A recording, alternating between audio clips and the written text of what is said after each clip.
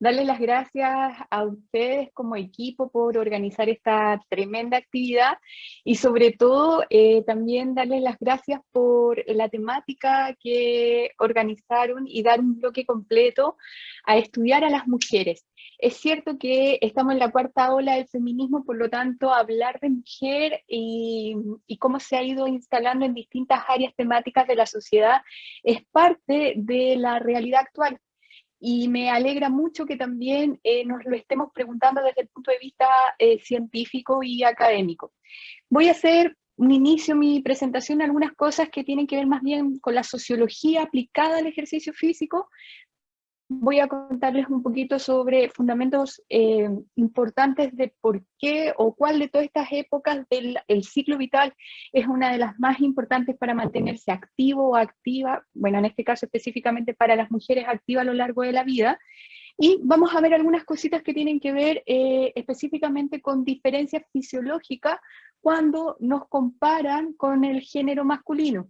¿Y por qué no debiéramos ser comparadas y de hecho debiera ser fisiología del ejercicio de la mujer? Vamos a ir resolviendo algunas de esas inquietudes. Y lo primero que aparece como realidad o aparece como un cuestionamiento es por qué se hace necesario conversar de mujer y ejercicio si ya en el año 1936, por ejemplo, aparece una nadadora deportista juvenil que es Marjorie Gestring, tiene alrededor de 17 años cuando obtiene la primera medalla de oro y es una de las mujeres más pequeñas de la historia en la natación en obtener en esta medalla. Y luego vemos a Nadia Comaneci, que a los 14 años también una deportista femenina muy joven, también en el año 76 también obtiene medalla. Entonces nos empezamos a preguntar por qué si hemos tenido desde la década del 30 deportistas de élite, además deportistas juveniles, ¿por qué recién en el año 2020 empezamos a plantearnos esta temática? Y es más, muchas veces cuando se habla de mujer y ejercicio, se habla de población especial. O sea, de hecho, se considera como un grupo especial para ser analizado. Sin embargo, si vemos las estadísticas mundiales, las mujeres son alrededor del 50% de la población mundial, por lo tanto, pareciera ser que ser consideradas como un bloque especial no sería lo correcto. Entonces, la pregunta es por qué tenemos esto o esta situación ocurre en lo que es el ejercicio físico. Y vemos algunas cosas que ocurren en el año 1967, previo a que estuvieran las mujeres autorizadas a correr una maratón. Recordemos que en el año 67 se pensaba que las mujeres no eran capaces de terminar un maratón. Es más, se creía que si corrían más de 1500 metros, ojo, lo decían los fisiólogos, que si corrían más de 1500 metros podrían colapsar porque sus organismos eran más débiles y porque no estaban preparadas para el esfuerzo físico. Y aquí tenemos a Katherine Switzer, quien sufrió al estar corriendo en esta maratón en el año 67, sufre una agresión por parte de una de las personas que estaba observando la competencia, que la trata de sacar de la carrera, y ya vemos nosotros aquí hombres que son súper evolucionados que la defienden para que ella pueda competir. ¿Qué pasó con ella? Bueno, con ella lo que ocurrió es que ha seguido corriendo y hay algo bien interesante porque ella, Katherine, al correr la maratón, a pesar de que no es oficial, empieza a instaurar y empieza a demostrar que las mujeres sí pueden correr un maratón. Y es por eso que recién en el año 1984 se realiza la primera maratón femenina. Y hay fotos que siempre resaltan aquí a Joan Benoit, que ella es quien gana esta maratón y que el tiempo que ella realiza, si se mira hacia atrás, hubiese ganado con este tiempo que ella ganó la maratón del 84, se hubiera ganado las últimas 20 maratones que se habían realizado. Sin embargo, quise colocar una foto donde aparecen alrededor de 50 maratonistas, porque claro, la historia recuerda siempre a la que sacó el primer lugar, porque es una cuestión obvia, pero este es un homenaje a todas estas mujeres que se entrenaron en el año 84 para poder estar en estos Juegos Olímpicos. Entonces volvemos a la pregunta, ¿por qué tenemos que hacer un espacio especial para hablar de mujeres? sí las mujeres constantemente están tratando de ganar espacios en el deporte. Pero si nos vamos un poco a lo que es la ciencia, lo que hemos ido viendo a lo largo de los años, por ejemplo, ya en el año 1928, todos los estudios de fisiología del ejercicio se hacen en hombres. Es más, si nosotros seguimos analizando un poquito esto de la historia que les estoy comentando, vemos un poco la literatura actual con la que contamos. Por ejemplo, fisiología general, todo lo que hay en fisiología general y todos los parámetros fisiológicos están escritos pensando en un individuo de género masculino de 1,70 m y 70 kilos. Y solo se hacen excepciones cuando hay que tratar alguna patología o hay que tratar cosas que tienen que ver puntualmente con el tema hormonal, con todo lo que tiene que ver ciclo menstrual. De hecho, más adelante viene toda una presentación acerca del ciclo menstrual y ejercicio. Pero si vamos nosotros analizando la fisiología humana en términos generales, siempre ha estudiado a los hombres.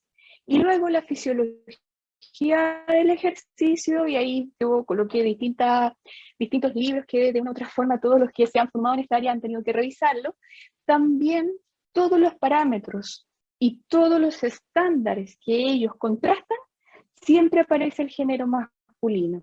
Y aparecen de manera anecdótica en algunos casos, por ejemplo, cuando muestran consumos máximos de oxígeno, dicen, bueno, mujeres se han reportado alrededor de 70 ml, kilogramos minuto. Entonces, siempre hemos estado encontrando eso, y sobre todo cuando vamos hacia lo que es la teoría del entrenamiento y periodizaciones, tipos de entrenamiento, siempre también vemos que están todos focalizados en el género masculino. Y en ese sentido, los libros de fisiología lo que sí han hecho es que tienen pequeños apartados que no superan las 20 páginas, dedicados a hablar de mujer, pero no hablan de mujer y ejercicio, sino que lo que se hace es una comparación entre hombres y mujeres. Y se dice, bueno, las mujeres al realizar esta actividad están tanto por ciento más bajo que los hombres, y al realizar esta otra actividad están tanto por ciento más abajo, haciendo desde un punto de vista cardiovascular, metabólico o desde el punto de vista de la fuerza. Y a mí me surge, bueno, y gracias a esta presentación, es que me surge la inquietud que debería haber un libro que sea fisiología del ejercicio aplicado a las mujeres, porque no hay. Lo que siempre estamos haciendo con nuestras deportistas o con las personas o las mujeres que les gusta hacer actividad física, es que se van haciendo adaptaciones. Entonces uno dice, bueno, si está pasando que tienen más frecuencia cardíaca a tal esfuerzo, puede ser que es porque el corazón es más pequeño, por lo tanto puede ser que para que puedan tener el gasto cardíaco óptimo, lo que está ocurriendo es que de una u otra forma está aumentando frecuencia cardíaca, por ejemplo. Entonces eso es lo que hemos estado viendo nosotros en ese sentido. Entonces, ¿por qué se hace necesario conversar de mujeres y ejercicio solo pensando en las mujeres?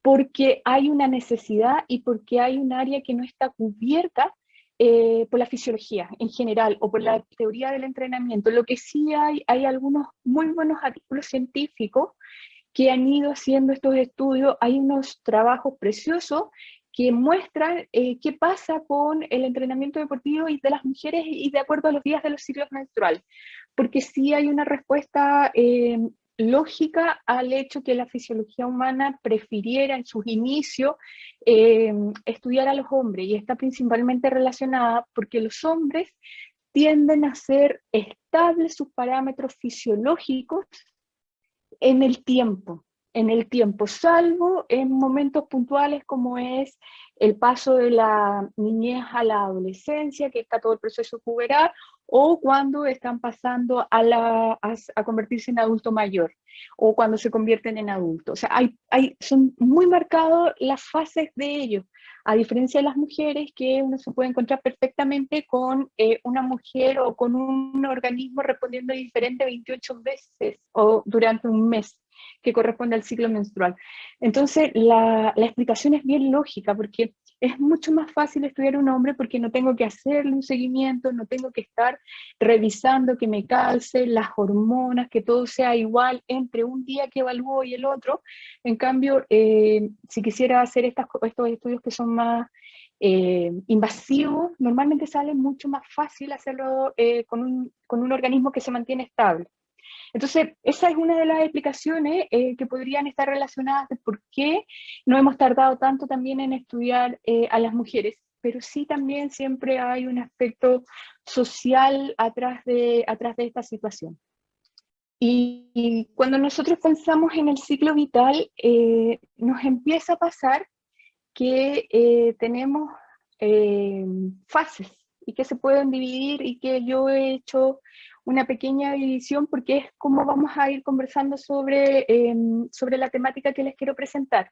En primer término vamos a hablar de todo el grupo de la infancia, en donde están las párvulos y la sala cuna, ya que es una etapa que se mantiene más o menos hasta los 5 o 6 años, bueno, dependiendo del país.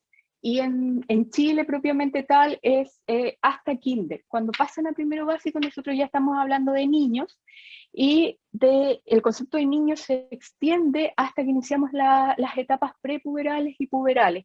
Y ahí, a partir de lo que hemos ido encontrando, es que no existe una edad exacta. Hemos tenido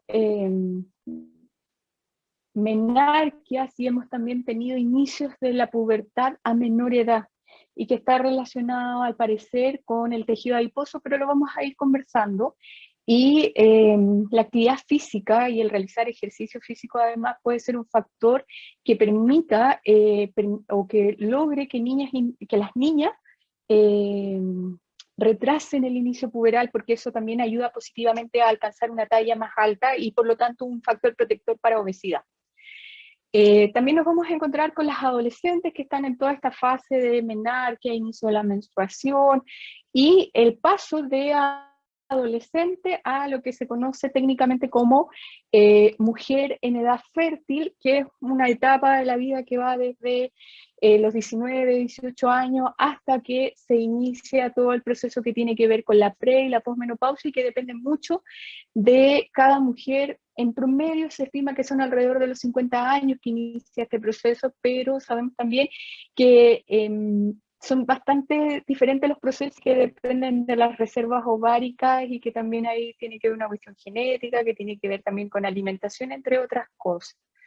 Por lo tanto, la presentación la voy a tratar de ir enfocando en estas distintas etapas y quiero también hipotetizar que en la medida que nosotros seamos capaces de estimular estas primeras 3 etapas, nos vamos a asegurar de que las mujeres sean activas a lo largo de la vida a pesar de los hijos, a pesar de las responsabilidades y a pesar de la vida.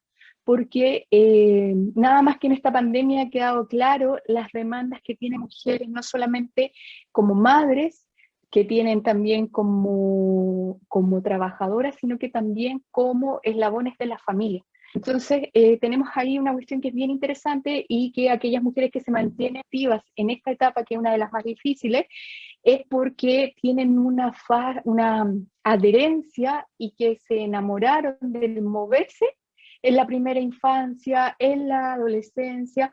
Por lo tanto, a mí me resulta vital esta etapa para el resto, ¿ya? Así que ahí les voy a ir mostrando y les voy a ir fundamentando por qué. Y no sé si se dieron cuenta un poquito la imagen, qué característica tienen aquí todas las mujeres que aparecen en esta imagen, es que solamente la adolescente usa zapatillas, por lo tanto un eslogan podría ser menos zapato y más zapatillas, porque en la medida que yo estoy cómoda, me muevo más, camino más y disfruto más el movimiento, pero en la medida que uso tacones y uso zapatos que claro, se ven hermosos, pero también se va a convertir en una de las limitantes. Entonces pareciera ser que la moda influye también en cosas básicas como el nivel de actividad física y el sentirse cómodo, o sea, cómoda, perdón, para caminar. Entonces ahí tenemos una de las cosas bien interesantes. Y quisiera hacer un detente y analizar conceptos que son clave Sin embargo, si estamos en Chile, sabemos que nuestras autoridades inclusive los tienden a confundir. Por lo tanto, quisiera que estas cosas quedaran como claras y que voy a hablar de cada una de ellas en mi presentación, porque actividad física son todos los movimientos que implican contracción muscular, pero que tienen un gasto superior a 1.5 metros. Y eso quiere decir que va a incluir actividad física liviana, moderada, vigorosa y muy vigorosa. Además, tenemos otro concepto que tiene que ver en el ejercicio físico, y el ejercicio físico es de la actividad física, pero su característica es que es estructurado, que tiene un objetivo, que tiene frecuencia, intensidad, es de un tipo, y a mí me gusta agregarle que está prescrito por un profesional. No por un influencer, por un profesional, así como cada uno de ustedes que se ha tomado tiempo, ha estudiado las bases del ejercicio físico, ha estudiado fisiología, anatomía, biomecánica, entre otras cosas. Esta persona podría ser la que prescribe ejercicio físico, ¿ya? Y que es parte de la actividad física. Y por otra parte, tenemos el concepto de inactividad física. Y la inactividad física está vinculada a las recomendaciones mundiales o internacionales o nacionales de acuerdo a cuánto tiempo hay que cumplir en cada una de las categorías de propuestas. Por ejemplo, la OMS hoy en día nos propone que para que seamos activos debemos cumplir alrededor de 150 minutos de moderada vigorosa o 75 de intensidad vigorosa. Si alguien a la semana no cumple esa recomendación, nosotros podríamos decir entonces que es un sujeto inactivo, que no es lo mismo que un sujeto sedentario, que son conceptos que se tienden a confundir, pero el comportamiento sedentario o también lo que nosotros hablamos como sedentarismo, está vinculado a cualquier movimiento y cualquier contracción muscular, pero que su gasto energético sea menor a 1.5 metros. Y son todas aquellas actividades que realizo sentado, como estoy yo ahora, o tal vez si usted está post almuerzo, está reclinado en su sillón viendo esta presentación, o si lisiadamente está solamente escuchándome, y estamos pensando también en que está acostado. Por lo tanto, a eso se conoce como sedentario, y que no son lo mismo, porque en actividad física es no cumplir ciertas recomendaciones, y sedentarios son estas acciones motrices que no alcanzan este límite de los 1.5 metros. Entonces, cuando ya aclaramos algunos conceptos, cuando hablamos de ejercicio físico a lo largo del curso de Día de la Mujer, estamos hablando principalmente de todo esto que es estructurado. Sin embargo, yo voy a ampliar un poco la temática y vamos a hablar de actividad física, y la vamos a incluir, y vamos a incluir también qué pasa en la medida que yo realizo más actividad física y me entreno más y logro más minutos de vigorosa y moderada. ¿Qué le pasa a mi condición física? Porque la condición física es el resultado final del estatus muscular y evalúo por distintas capacidades. Entonces, cuando nosotros pensamos en lo que ocurre con la actividad física y la condición física en niños, tenemos un par de ideas preconcebidas y que están relacionadas también con la literatura y con los libros con los cuales nos hemos formado. Y lo primero que nos dicen es que no nos preocupemos hasta la pubertad. Lo primero que nos dicen, no te preocupes, porque la verdad es que niños y niñas no presentan diferencias en cuanto a niveles de actividad física y niveles de condición física. ¿Y por qué les digo que es una idea preconcebida? Porque si nosotros creyéramos eso, estaríamos cometiendo errores garrafales. ¿Por qué? Porque nosotros hemos encontrado evidencia que sí hay diferencias, porque estar realizando este tipo de actividades, que es un poco más parecido a una crianza que hoy en día parece inclusive que es más de princesa, probablemente acá todos estos juegos que están haciendo estas niñas están sentadas, por lo tanto, lo que está ocurriendo aquí es que tienen un comportamiento sedentario. Y por otra parte, tenemos un grupo de niñas que realiza actividad física, y que realiza actividad física ya sea para recrearse, para compartir con amigos, como parte de la clase de educación física, o cuando están con sus otras amiguitas jugando. Por lo tanto, aquí tenemos una actividad física que puede ser de moderada a vigorosa. Pero también tenemos otro grupo de niñas que son las que uno admira profundamente y que socialmente en los años 80 no estaba bien visto que hicieran esto las niñas. Y hoy en día, cada día, como se está cambiando esta crianza de princesa a superheroína o a heroína, lo que nosotros vemos es cada día niñas que están realizando deporte y que se están entrenando y que están compitiendo y que están mejorando su condición física. Entonces, en ese sentido, lo que nosotros tenemos aquí son 3 situaciones y la pregunta es, ¿habrá diferencias entre niños y niñas en cuanto a sus niveles de actividad física? O, es más, ¿hay diferencias en el nivel de actividad física y condición física entre niñas que son activas versus estas niñas que tienden a tener conductas que son más sedentarias y que probablemente no estén cumpliendo las recomendaciones? Y nos lo preguntamos y lo estudiamos. Acá yo les quiero mostrar, durante un tiempo estuvimos con un proyecto de investigación bien bonito, que es Prefit Chile, en donde uno de nuestros tantos objetivos era conocer qué pasaba con el nivel de actividad física de niñas y niños de la quinta región. Evaluamos eso sí 4 regiones, pero esto que les quiero mostrar es el trabajo de Paz Belén Fernández. Ella fue mi tesista de magíster, ahora está haciendo su doctorado. Y lo que nosotros encontramos, quiero ver si puedo, ¿me dan un segundo, por favor? Es que, ahí sí. Lo que pasa es que no podía ver los valores de P porque tenía en el costado derecho las imágenes de los participantes. Entonces, ¿qué es lo que tenemos nosotros acá? Lo primero que encontramos es que miramos niños de alrededor de 4 a 5 años y medimos el nivel de actividad física con acelerómetro durante 7 días continuos, y eso implicaba que teníamos días de semana y fin de semana. Y encontramos que, por ejemplo, en el tiempo que permanecen sedentarios, niñas y niños, no hay diferencia. Donde nosotros empezamos a encontrar algunas diferencias, pero que nos gustó mucho, lo encontrábamos en el nivel vigoroso, pero que no fueron significativas. ¿Qué características tenían estas niñas? Estas niñas eran parte de un programa que es del IND y que es Crecer en Movimiento. ¿Qué significa esto? Que estas pequeñas recibían clases en el parvulario preparadas por alguien del área y que tenía por objetivo ir 2 veces a la semana, pero que además les dejaban ciertos tips. Entonces, ¿qué logramos nosotros encontrar? Que cada vez que hay programas de actividad física, las niñas y los niños no tienen diferencia en el nivel de actividad física, pero si nosotros miramos qué es lo que pasaba en este mismo programa de Crecer en Movimiento, pero el año 2015, porque los datos que yo les mostré anteriormente tenían que ver específicamente con el año 2019, lo que nosotros vimos o lo que hicimos en este otro trabajo es que analizamos los distintos tipos de trabajos que se hacían durante las sesiones del programa de Crecer en Movimiento. Entonces las dividimos por todos los trabajos que tenían que ver con locomoción. Entonces teníamos una ficha y habían profesores que estaban ahí mirando lo que hacía el profesor del taller de Crecer en Movimiento, y específicamente el componente jugar y aprender, que en esa época era jugar y aprendo, crecer, creo que era algo con jugar. Entonces, pero ahora es jugar y aprender. Entonces, ¿qué es lo que pasó? Que teníamos acá el evaluador y que miraba si el niño corría, y habían distintas tipos, entonces decía corre, salta, se incluía dentro de locomoción, y luego se anotaba de qué hora hasta qué hora, porque lo que nosotros hicimos después fue mirar lo que ocurría con el acelerómetro y empezamos a dividir por tiempos. ¿Cuánto tiempo duró esa actividad y en cuánto tiempo los niños estuvieron haciendo trabajo de locomoción combinada con algún elemento, equilibrio o control de objetos?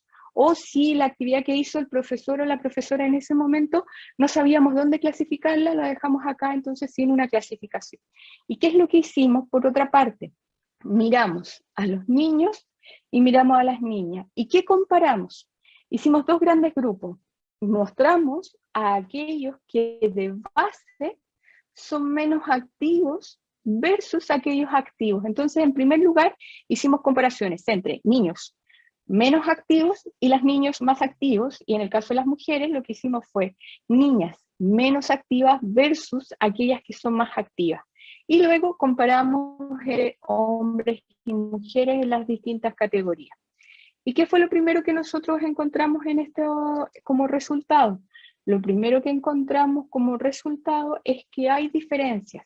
cada vez que yo realizo como profesor de educación física o como parte de los programas que se hacen de trabajo para la educación parvularia, cada vez que yo realizo actividades de locomoción o de locomoción combinada, voy a hacer o voy a permitir que los niños sumen más tiempo de actividad física. Pero en la misma sesión, con la misma o el mismo profesor y las mismas instrucciones, aquellos niños que son menos activos juntan menos tiempo también de actividad física. En cambio, ¿qué pasa con los que son más activos? Mira, acá, si niño juntó 13,8 minutos de actividad física cuando había un trabajo de locomoción. Y las niñas juntan alrededor de 12,9 minutos. ¿Qué significa esto? Es que cuando nosotros miramos y nos empezamos a dar cuenta que inherentemente hay niños y niñas que son más activas y que les gusta realizar la clase de educación física, les gusta participar y se comprometen más. Pero cuando nosotros los comparamos, si es que hay diferencias entre niñas y niños, activos o inactivos, no encontramos diferencia. Y algo que sí nos llamó, y con lo otro que sí encontramos también información bien relevante, tiene que ver con el equilibrio. Cuando el objetivo sea aumentar el tiempo de actividad física, pareciera ser que trabajar equilibrio no nos suma tanto tiempo. Porque cuando yo dedico mi sesión y hago varios ejercicios de equilibrio, la intensidad es alrededor de 1 minuto, ya sean los niños activos o las niñas activas. Pero ¿qué encontramos? Que cuando las niñas son expuestas a trabajos de equilibrio, ganan más tiempo porque les gusta más ese trabajo, que también ahí hay una cuestión que tiene que ver con preferencia. Y ahora, cuando nosotros miramos a las niñas, nos encontramos con algo bien interesante, porque a diferencia de lo que creemos, cuando las niñas participan en trabajos que tienen que ver con el control de objetos, ellas, a pesar de que sean inactivas, invierten más tiempo de actividad física de moderada a vigorosa. Es decir, tienen un mayor compromiso motor y ese compromiso es de mayor intensidad. Entonces ahí nosotros empezamos a pensar que si en nuestras sesiones o estamos con niñas y tenemos que hacer ciertas recomendaciones de trabajo físico, idealmente sería pensar en actividades que tienen locomoción, en actividades que tienen locomoción combinada, pero cuando tenemos niñas que no les gusta moverse, puede ser que incluyamos el control de objetos. Porque cuando no les gusta moverse, pero incluimos control de objetos, sí realizan mayor nivel de actividad física, inclusive más que sus compañeros que son varones y que se mueven menos. Entonces, muchas veces creemos que las sesiones de educación física tienen que ser para todos iguales, pero pareciera ser que cuando nosotros nos encontramos con niñas que son menos activas, debiéramos darle mayor retroalimentación a ese grupo. Y si seguimos mirando qué es lo que pasaba acá y miramos en términos generales qué es lo que pasa con la actividad física de moderada vigorosa y comparamos a los niños con las niñas cuando vemos a los que se mueven menos, los hombres que son menos activos son más activos que las niñas que no se mueven tanto en clase. Entonces, ¿quién es más importante en una clase de educación física? ¿El que se mueve y engancha con todo lo que nosotros hacemos o aquella que no se mueve? Y pareciera ser que esa niña que tiende a esconderse, tiende a caminar, tiende a ponerse detrás del profesor, tiende a caminar por la esquina, pareciera que ella es nuestro target. ¿Por qué? Porque las niñas y los niños que son activos inherentemente porque les encanta la actividad física, porque probablemente en casa está la mamá, está el papá, no existe esta crianza de princesa tal vez, ellos sí se van a comprometer con la clase. Pero aquí tenemos entonces algo que nos está diciendo que algo pasa y que esta conducta luego se va a mantener a lo largo del tiempo, porque acá tienen 4 años. Entonces, si a los 4 años, cuando hay una clase, no se comprometen con la clase y tienden a no participar, es súper probable que cuando tengan 16 años, nosotros ya haya un certificado médico de por medio que esté avalando que no realice actividad física. Entonces, como conclusión, nosotros en este estudio, nosotros empezamos a pensar y las clases eran neutrales, o sea, no eran las actividades dedicadas a los varones, porque también hay muchas veces que las clases de educación física están hechas para los hombres. No son clases neutrales, están hechas las actividades para que los hombres hagan uso de la cancha y de los espacios. Es más, muchas veces lo que vemos nosotros es que se divide la cancha y que la cancha queda, un buen trozo de la cancha queda para el género masculino. Y esa idea, para que los hombres no le vayan a pegar con la pelota a las niñas, o entre otras cosas, a veces lo único que hace es que las niñas tengan menor nivel de actividad física. Y la otra de nuestras hipótesis a que ocurra esta situación es que pareciera ser que de base las niñas que son menos activas tienen un menor desarrollo de sus habilidades motoras fundamentales. Y por lo tanto, eso puede ser una de las variables que influya para que no participen en sesiones en donde hay movimientos que son un poco más complejos. Y cuando nosotros seguimos analizando estas informaciones de este programa, también tenemos otro trabajo en el que nos preguntamos, ¿estos programas de actividad física realmente funcionan y les sirve a las mujeres? Porque esa es la mirada que estamos teniendo hoy en día. Y sobre todo les sirve a las niñas que son párvulos y que están en pre-kinder, kinder. Y lo que nosotros encontramos es que como conclusión, estos programas nacionales de actividad física son positivos para aumentar el nivel de actividad física, porque analizamos qué pasaba cuando no estaba, el día que no había clases del programa de Crecer en Movimiento, y qué pasaba cuando estaba el jardín activo.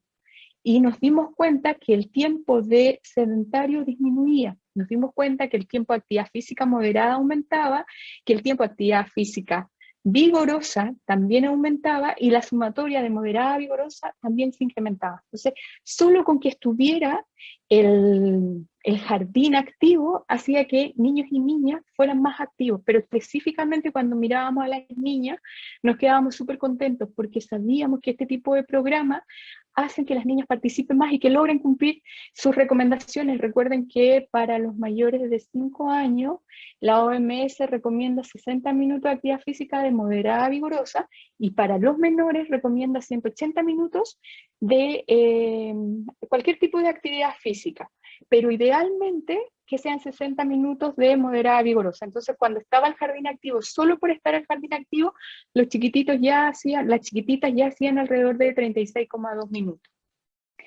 Y volviendo ahora a lo que es condición física en la parvularia, y ahora sí comparando lo que ocurre entre niñas y niños, lamentablemente nos hemos ido dando cuenta que a pesar de que esté el programa en Crecer en Movimiento, cuando nosotros aplicamos la batería de Prefit, que es una batería que es una adaptación para párvulos de la batería Alpha Fitness, nos dimos cuenta con mucha tristeza que las niñas presentan una menor condición física al ser comparadas con sus pares varones. A la edad en promedio de 5,37 años, nosotros evaluamos alrededor de 836 niños. Esta tesis es una tesis de magíster que está desarrollando Mirko Dusic en este momento. Estos son datos que están recién salidos del horno. Y lo que encontramos entonces es que parece ser que tenemos que mejorar lo que hacemos en la época parvularia para que las niñas tengan una mejor condición física de base. Y en la medida que una niña presenta mejor condición física, sabemos que también presenta menores riesgos de salud cardiovascular y metabólica, que es lo que vamos a ir viendo a continuación. Porque una vez que una niña pasa desde el parvulario, luego pasa a la educación general básica, y luego dentro de esto, dependiendo qué es lo que ha ocurrido en su estilo de vida, aparece la menarquia, que en la menarquia no es nada más que el inicio del ciclo, del primer ciclo menstrual, y que está relacionado profundamente con hormonas como estrógeno y progesterona, donde se produce un circuito aquí entre el ovario que secreta estrógeno, este estrógeno que va a la hipófisis, inicia entonces la secreción de hormona luteinizante y la folículo estimulante, y se inicia el primer ciclo menstrual. De una u otra forma que esto esté ocurriendo, hay una teoría que está relacionada con el porcentaje de grasa. ¿Qué es esto? Esto es que debe existir un mínimo de porcentaje de grasa para que se secreten los estrógenos, porque los estrógenos son una hormona esteroidal, es decir, dependen de los ácidos grasos. Y sabemos que nuestro país lamentablemente tiene una condición, y el día jueves salieron los resultados del mapa nutricional que solo mide a los colegios públicos, y sabemos que sobrepeso y obesidad aumentaron. Por lo tanto, ¿qué está pasando con la menarquia? Es que ya está ocurriendo a los 12 años, 6 meses. La menarquia está ocurriendo a los 8 años, a los 7 años, en algunos casos extremos de menarquia y de inicio de precoz de la pubertad. Y por lo tanto, lo que va a ocurrir aquí es que se van a hacer cosas o van a ocurrir fenómenos que van a predecir el estado de salud de estas niñas que luego se van a convertir en mujeres y que van a ser adultas mayores con carga de morbilidad elevada. ¿Qué cosas pasan con la menarquia? Bueno, se incrementa la masa corporal y la de los huesos. Por eso se hace tan importante la actividad física en esta fase. ¿Qué otras cosas? Bueno, ya lo que estábamos conversando, la secreción de los estrógenos, la pelvis se modifica su estructura, se modifica la acumulación de los ácidos grasos que se depositan en la zona mamaria, en la zona femoroglútea, hay cambios hormonales, por lo tanto ya evaluar condición física en estas etapas, habiendo menarquia, vamos a tener probablemente condiciones físicas que están en periodo menstrual o condición física sin periodo menstrual. Y también aparecen entonces todo lo que son los caracteres sexuales secundarios.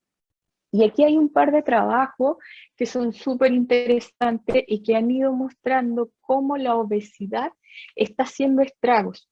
Y en este sentido, el solo hecho de ser obeso o presentar sobrepeso está aumentando la telarquia, que quiere decir la aparición del botón mamario, y que ya es el inicio de la secreción de estrógeno, está adelantando la pubertad en las niñas obesas alrededor de un 21% y en las que tienen sobrepeso alrededor de un 13,9%.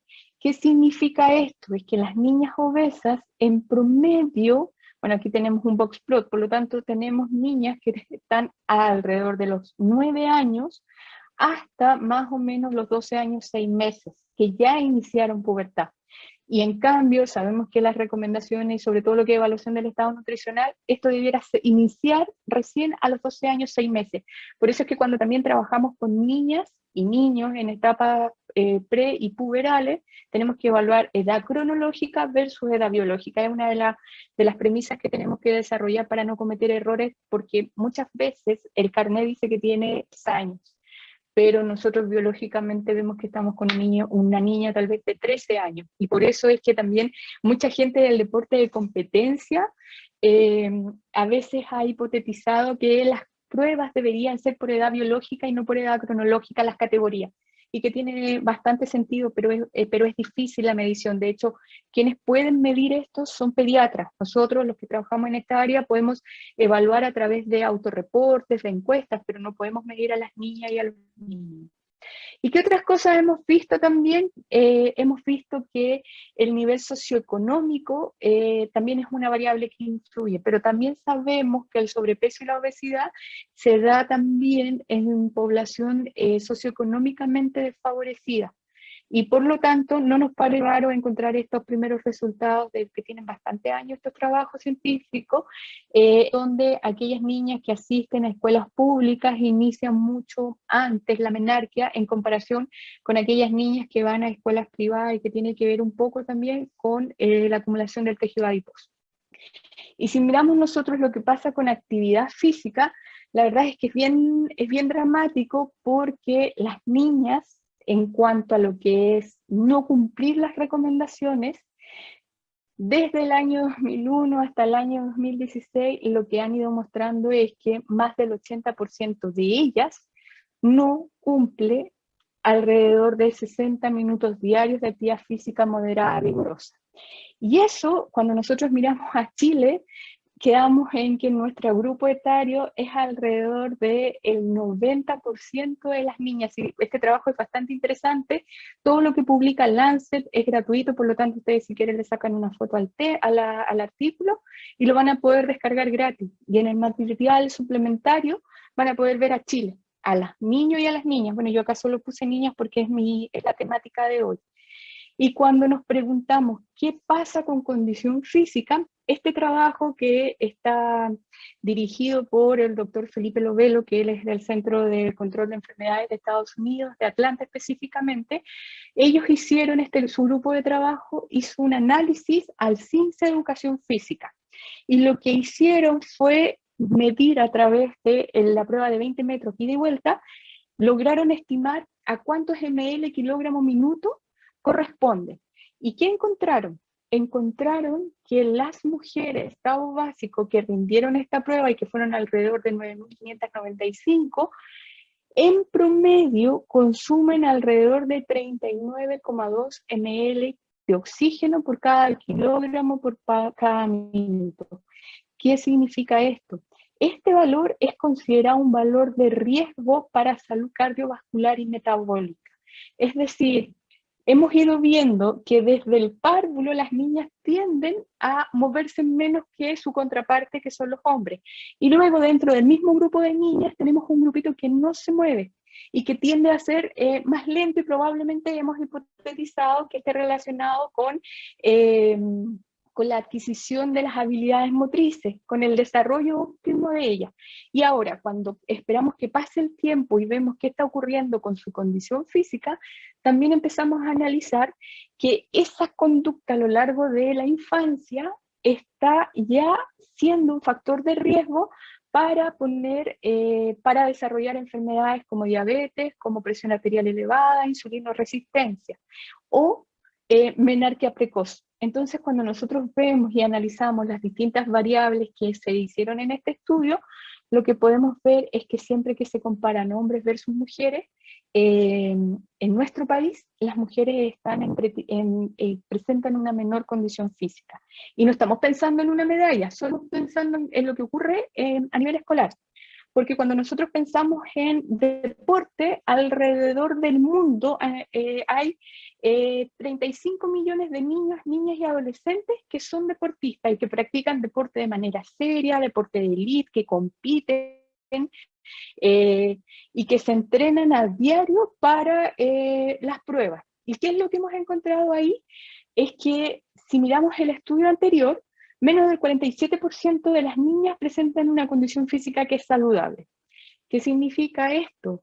Que probablemente en nuestro país menos del 5% de las niñas van a lograr ser deportistas de élite.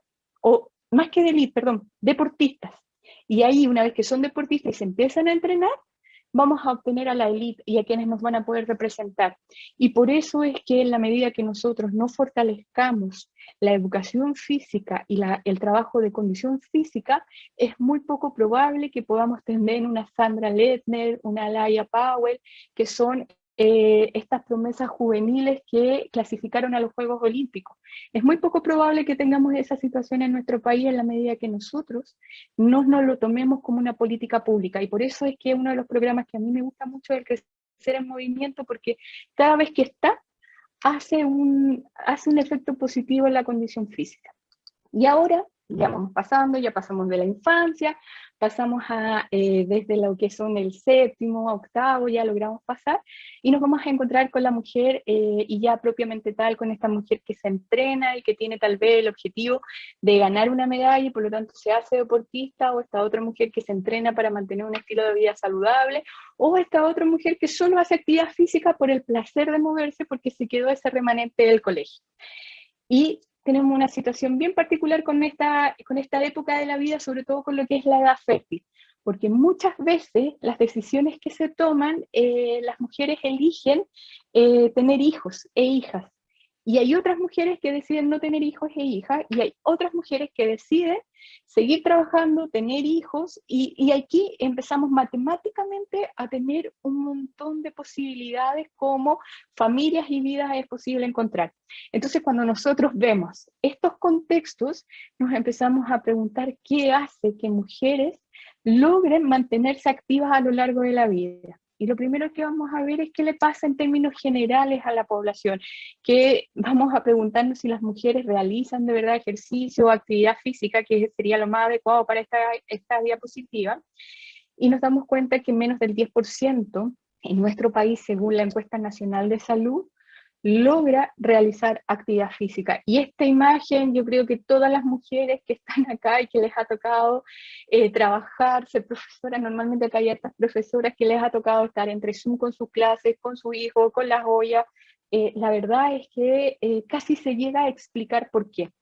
Es importante que les cuente, o que, bueno, la mayoría yo creo que ya se dio cuenta del problema que presenta la encuesta de salud en su pregunta que sigue preguntándole a las mujeres o a las personas y que se quedó del programa Carmen de los años 90, si realizan más de 3 veces por semana 30 minutos. ¿Ya? Ese es un error que tenemos y que por eso muchas veces no nos han podido incluir en las encuestas mundiales, pero, o sea, si te das cuenta, acá solamente le están preguntando a la gente si realiza 90 minutos de actividad física y aún así el 90% no logra los niveles, por lo tanto, si se aplicara, poblacionalmente se les aplicara un GPAC, lo que encontraríamos aquí es alrededor del 5% de las mujeres que realizan actividad física y que cumplen la recomendación que son los 150 minutos de moderada a vigorosa.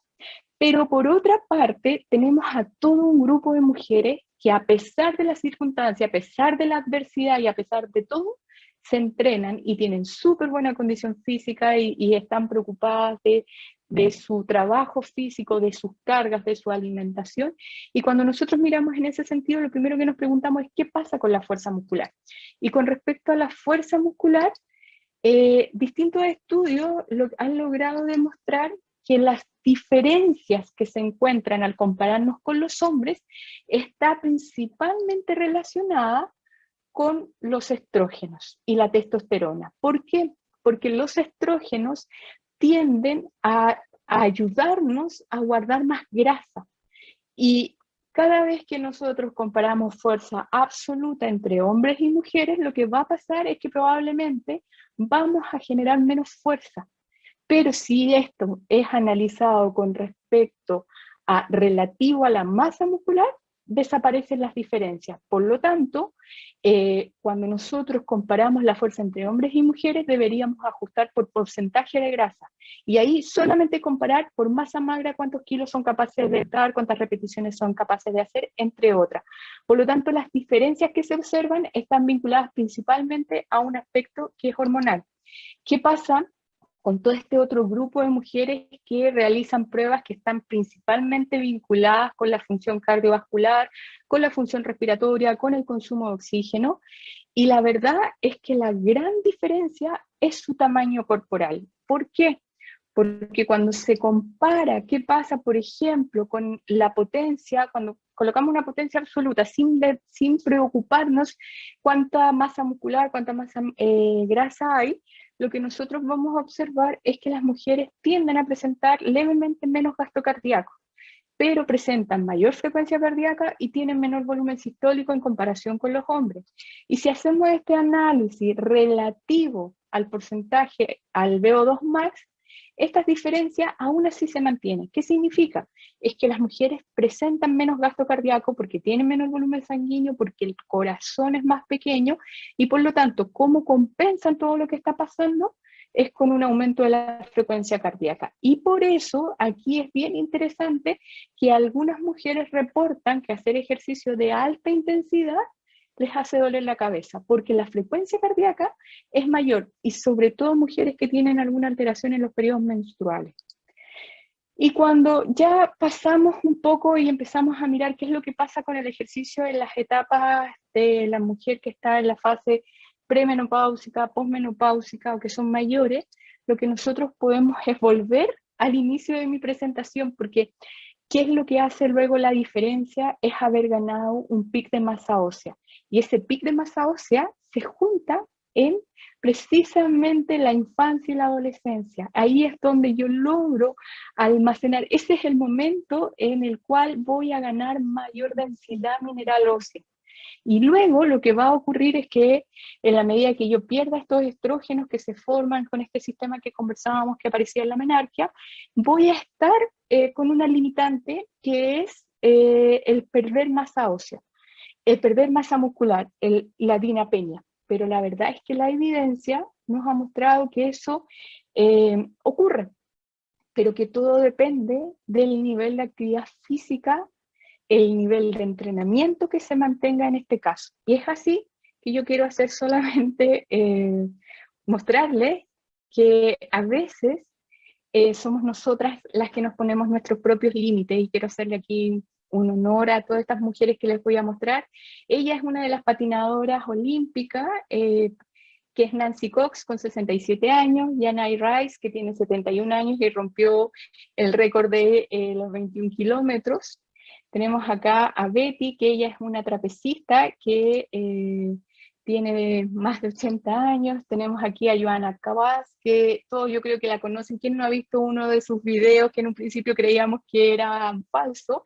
Y quiero hacerle también un honor aquí a quien fue nuestra chilena, que es Marlene Arens, que ella fue medallista de plata en los Juegos Olímpicos, pero que a lo largo de su vida se mantuvo activa. Era una mujer que todos los días iba a nadar, que los días que no podía nadar salía en su bicicleta, los días que no podía andar en bicicleta trotaba. Por lo tanto, todo tiene que ver un poco con nuestra actitud. Ernestine Shepard, que tiene más de 80 años, y una de las fisicoculturistas más importantes, Josefina Monasterio. Y Ann McDonald, ella me encanta porque era una mujer que a los 60 años era inactiva, presentaba sobrepeso y obesidad, y mírenla hoy en día. Finalmente, creo que la edad pareciera ser que es solo un número, como muchas veces conversamos con nuestras alumnas, nuestras amigas.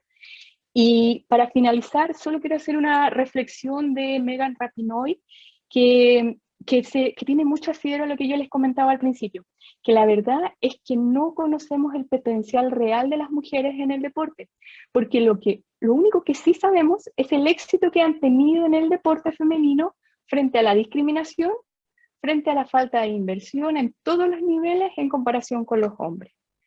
Así que es una reflexión que de verdad que tiene mucho sentido y que casi nos motiva a hacer el libro de Fisiología del Ejercicio para mujeres, y también ver qué es lo que pasaría si es que a las futbolistas mujeres se les pagaran los mismos sueldos que a los futbolistas hombres. Yo creo que habrían varias cosas distintas. No me queda nada más que darles las gracias por haberme escuchado durante mi presentación. Muchas gracias, Joana. Muy buena presentación de un tema muy importante, como lo mencionaste al comienzo. La literatura muchas veces nos encontramos con esta diferencia de que no encontramos información relacionada a la mujer, sino más bien al hombre, y lo cual sería importante que haya un cambio en esto. Aquí hay una acotación. Dice, en mi trabajo los niños y niñas trabajan en grupos mixtos. Concuerdo que muchas veces la educación física es sexista. Es que te iba a comentar lo que decía, que me parece que es maravilloso que las actividades no sean sexistas, porque también hemos encontrado que cuando, por favor no se vayan a sentir los hombres, que no es, no es algo negativo, pero cada vez que hay hombres que les hacen clases a las parvularias, están aterrados, les da miedo que se caigan, les da miedo que lloren, y por lo tanto lo que hemos encontrado es que las limitan, pero las limitan porque ellos tienen miedo a que les pase algo y luego venga la mamá a reclamar. Entonces, pero cuando es profesora, la profesora las estimula un poquito más. Y también ahora lo que nos ha ayudado es que han ido apareciendo muchas superheroínas, y de hecho Marvel, con la Capitana Marvel, nos ha ayudado un montón, porque todas las chiquititas quieren ser la Capitana Marvel. Así que sí, yo estoy súper de acuerdo que la educación física no debiera ser sexista. De hecho, los recreos debería haber un espacio limitado para las niñas, porque los varones, yo creo que todos lo hicimos, todos lo vimos, pero los varones, aparece una pelota y la cancha es de ellos en el recreo, y las niñas lo que tienen que hacer es replegarse para no ser golpeadas, asesinadas ni nada de eso. Así que yo solo espero que haya más niñas, que ellas sean las que tomen la pelota y puedan usar la cancha. Ojalá que así sea. Aquí hay una pregunta de Anita Hidalgo. En relación a las actividades para niñas en párvulos, ¿cuáles serían? Hola Anita, Anita fue mi estudiante, yo me acuerdo. Mm. Lo que hemos encontrado, sí, lo que encontramos, y de hecho comparamos, no se los mostré acá, pero hicimos dentro de todos estos análisis, logramos comparar quién participaba más y ganaba más minutos de actividad física en juegos en juegos que tenían reglas, que eran de competencia, porque mi hipótesis es que el juego era la opción para que todos hicieran actividad física. Y luego hicimos la comparación cuando se hacían estos trabajos por estación. Y lo que encontramos es que a los varones, a los niños, a los párvulos, les encantan los juegos y ganan un montón de actividad física. En cambio, las niñas les gustaban las estaciones y ganaban más tiempo. Y entendimos que podría ser porque no las exponíamos a, si no habían logrado desarrollar todas sus habilidades motrices, cuando estaban en estación, trabajaban solas, pero no tenían este estímulo de la competencia y que las estuvieran estresando. Entonces, lo que hemos aprendido es que la base más importante es desarrollar las habilidades motrices, para luego ir sumando otras actividades y podamos tener estas deportistas geniales que yo les mostré algunas fotografías de ellas. Respecto a la pérdida de masa ósea, ¿cómo se va a ver afectada esta en una mujer posmenopáusica y ya llegando a la persona mayor? ¿Qué consecuencias podrían ocurrir? De hecho, el problema hoy en día es que las mujeres que no hacen actividad física están llegando a la menopausia con menor densidad mineral ósea porque juntaron menos tal vez cuando eran pequeñas, llegan con menos fuerza que es dinapenia y por lo tanto y llegan obesas. Entonces tenemos tres factores que están jugando en contra y sabemos que una vez que los estrógenos caen, el tejido adiposo deja de almacenarse en la zona femoroglútea, que era un factor protector, sino que se empieza a almacenar en el estómago, en todo lo que tiene que ver con las vísceras. Entonces, el riesgo metabólico aumenta y el riesgo de fracturas también aumenta. Y es más, hay una teoría que tiene que ver como el tejido óseo cuenta con células madre, tiene que ver un poco con la diferenciación de estas células, porque en la medida que estoy con sobrepeso, con obesidad, estoy almacenando grasa en lugares que no están preparados para eso. Y se tiende a almacenar en la zona ósea. Y por lo tanto puede afectar la diferenciación de los osteocitos en adipocitos. Por lo tanto, empezamos a tener un hueso que tiene menos densidad mineral ósea, pero que además ahora tiene células adipositarias ahí adentro.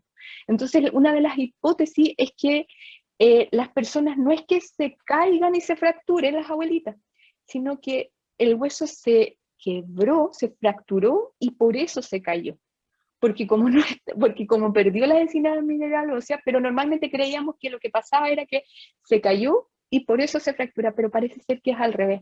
Por lo tanto, es un factor de riesgo. Y lo otro que es un factor de riesgo, pero que yo creo que la van a hablar mis colegas, sobre todo fue en la colega que va a hablar de ciclo menstrual, es que aparece la menorrea secundaria en algunas mujeres y también aparece en las atletas de élite, las deportistas de élite y sobre todo de pruebas que son con la figura corporal o con tener un porcentaje bajo de grasa como son las corredoras de distancia, ellas también tienden a hacer amenorrea, que significa que pierden su ciclo menstrual y eso genera alteraciones en cuanto al estatus del calcio, en donde el calcio sale del hueso, por lo tanto, inician procesos de osteoporosis en edades que no corresponden. Entonces, es una pregunta bien, bien compleja y de hecho, ser deportista de élite es tan peligroso como ser sedentario a la larga. Pero ahí ya, yo soy más del área de la salud, así que voy a tirarme lentamente porque si están los colegas del alto rendimiento me van a tirar los huevos. Sí, la bien llamada triada de los deportistas en esa área. De la mujer atleta, sí, Sí. sí. Aquí hay una consulta de Isabel Cesarego. Dice, dentro de lo que usted ha observado, ¿hay niñas o mujeres que no puedan realizar ejercicio debido a una sintomatología asociada a la menarquia? Lo que hemos visto es que hay niñas que han reportado que les duele mucho el útero y que puede ser porque están a punto que aparezca la menarquia. Sí, no, sí eso ocurre, pero también está la idea, y muchas veces tampoco sabemos si es que nos está diciendo la verdad o es que le da vergüenza correr con sus compañeros porque como ya aparecieron las mamas, y la polera que en los colegios les encanta y obligan que usen una polera blanca apretada. por lo tanto las niñas no quieren ponerse esa polera y prefieren decir que les duele todo. Entonces al final uno no sabe si es de verdad está pasando o en realidad no está sucediendo. Entonces es una pregunta que no es fácil y que yo creo que a partir de todo esto yo estoy pensando en hacer algo más serio con mujer y ejercicio. Hay Así que creo que distinto. no puedo contestar en su totalidad, pero solo decirle a Isabela que también le pregunte a la colega que va a hablar de ciclo menstrual. ¿Qué de cierto hay en que las mujeres tienen 16 veces menos testosterona que los hombres? No sé si es tan así como que uno pudiera decir que es la proporción, porque hemos ido viendo que una adaptación a todo esto que tiene que ver con los cambios de los estilos de vida está haciendo que se incremente el porcentaje de mujeres con síndrome de ovario poliquístico que tienen más testosterona que sus pares.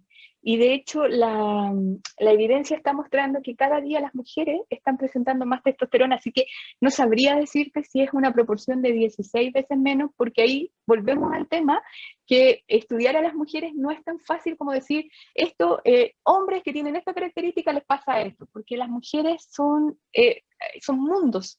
De hecho, lo que sí hay es un marcador de cuánta testosterona se secretó y se envió al tejido. Eso sí tenemos una proteína especial que analiza todo lo que ocurrió con testosterona, pero un dato así que yo dijera son en tantas proporciones, no es tan fácil. Tal vez también ahí habría que analizar si son mujeres eumenorreicas, sin ningún trastorno, sin insulina resistencia, etcétera, etcétera. Tal vez uno podría llegar a una proporción así. Pero Bueno, no, decir así como no me arriesgaría. bueno. Muchas gracias, doctora Joana, por su Gracias a ti, David, que presentación. estés bien. Espero que tenga una linda tarde y un buen fin de semana. Muchas gracias por estar con nosotros. Gracias, harto ánimo.